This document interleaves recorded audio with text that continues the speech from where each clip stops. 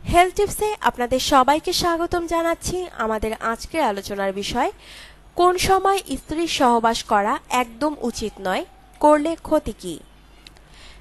স্বামী স্ত্রীর পবিত্র মিলনকে স্বর্গসুখের সাথে তুলনা করা হয়েছে। স্ত্রী সহবাস করে স্বামী যেমন পরম তৃপ্তি লাভ করে, তেমনি স্ত্রীও পরম সুখ লাভ করে। তবে স্ত্রী সহবাস সবসময় করা ঠিক নয়। কারণ কি? হ্যাঁ, বেশ কিছু কারণ আছে। ওই সময়গুলোতে স্ত্রী সহবাস হতে পারে মারাত্মক ক্ষতি। কোন কোন সময়ে স্ত্রী সহবাস করা উচিত নয় জেনে নিন। কোন কোন সময় স্ত্রী সহবাস করলে ক্ষতি হতে পারে চলুন জেনে নেই।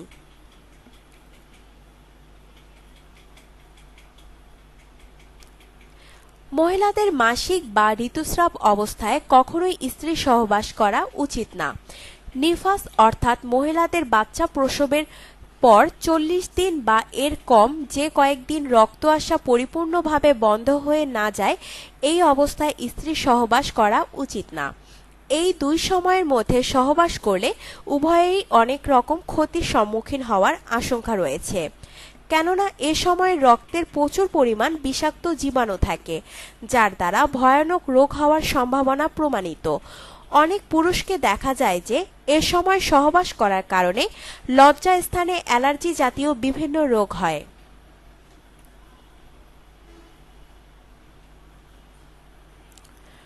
লজ্জা স্থানে জ্বালা পোড়া হয়ে যায়, আবার কারো ধাতু দুর্বলতা দেখা দেয়। এ সময় সহবাস দ্বারা সন্তান জন্ম নিলে অনেক ক্ষেত্রে সন্তানের শরীরে বিভিন্ন রোগ হয়ে থাকে।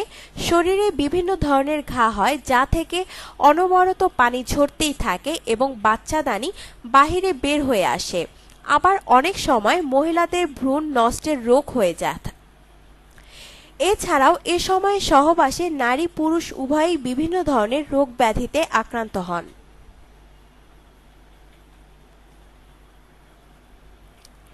কেননা ঋতুস্রাব ও নেফাসের রক্তে শরীরের ভেতরের রোগ জীবাণু যুক্ত অপবিত্র উপকরণ থাকে, সে সাথে বিষাক্ত জীবাণুও থাকে।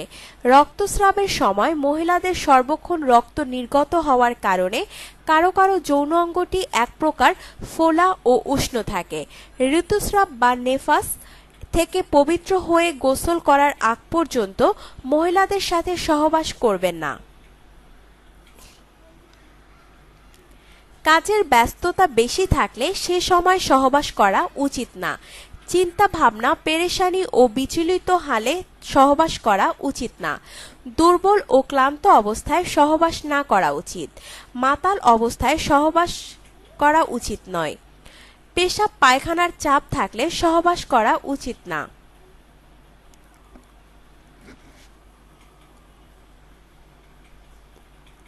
একেবারে খালি পেটে অথবা ভরা পেটে সহবাস না করা উচিত। এ অবস্থায় সহবাসে পেটের বিভিন্ন রোগ সৃষ্টি হওয়ার প্রবল আশঙ্কা থাকে। এমনকি পাকস্থলী কলিজার উপর চলে আসারও সম্ভাবনা থাকে।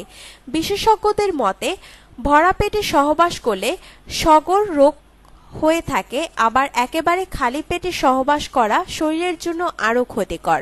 কেননা বীর্যপাতের পর অন্ডকোষ নিজের খাদ্য চর্বি থেকে তলব করে থাকে, আর চর্বি নিজের খাবার তলব করে কলিজা থেকে। কলিজা তার খাবার তলব করে পাকস্থলী থেকে।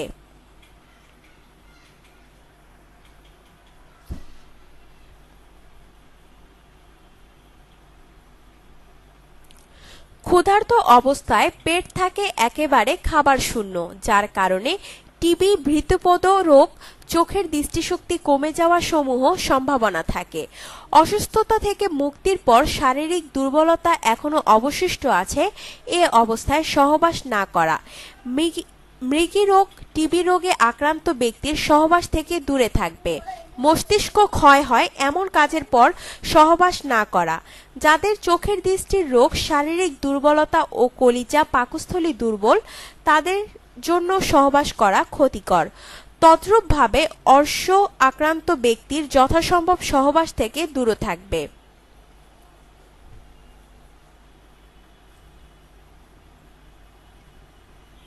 যাদের গনোরিয়া রোগ আছে তারাও যথাসম্ভব সহবাস থেকে দূরে থাকবে।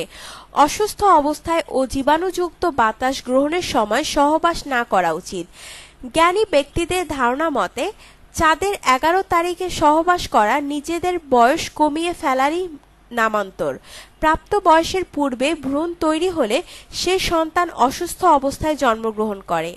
বৈজ্ঞানিকদের মতে রাতের প্রথমাংশে সহবাসের দ্বারা সন্তান জন্মগ্রহণ করলে সেই সন্তান অল্প বয়সে মৃত্যুবরণ করবে, আর রাতের শেষ প্রহরে সহবাস করার দ্বারা সন্তান জন্মগ্রহণ করলে সন্তান সুস্থ সবল ও ধর্মভীরু হয়ে থাকে।